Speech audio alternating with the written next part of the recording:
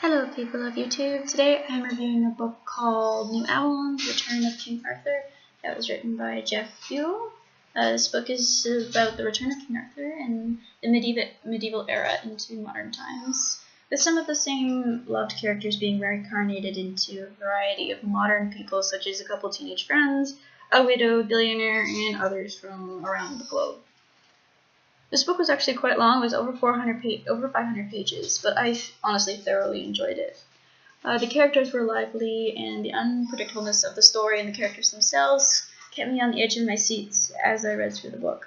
But the beginning of the book was definitely a 4-star, because even though it was building up to the main event, there was still enough going on that it didn't feel like the point was dragging on forever.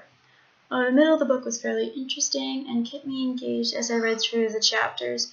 An issue that I had was that it had gotten repetitive in the middle as all of the knights were being reincarnated and introduced, and as each knight got their turn in the spotlight throughout the rest of the book.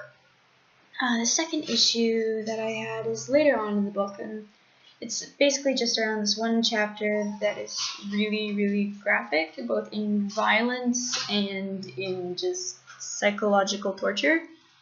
It's essentially an entire torture scene that lasts for a really long chapter, and it almost actually turned me off from wanting to read the book, but I plowed my way through it, and I was very glad that I did. The ending of the book was very interesting and left off on a very nice note, with the thought that there were still more adventures to come with the kind of open ending it gave, but that this one adventure was fairly cohesive and had few loose ends, and was a fairly happy ending.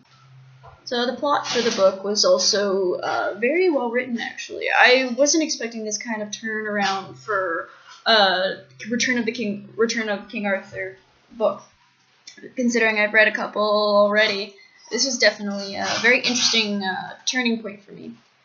Also, the description of the landscapes weren't overly described, which made it all the more interesting to read, because they were just descriptive enough that it gave you this wonderful picture of where they were, but it wasn't like super descriptive, so you got lost in essentially what you were reading. If that one violent chapter of the book had not been put in the book, I would have given the book 5 stars. But with that chapter being in there, and with how gruesome and how turned off I was by having to read that, my score actually dropped to a 4.5 for the book.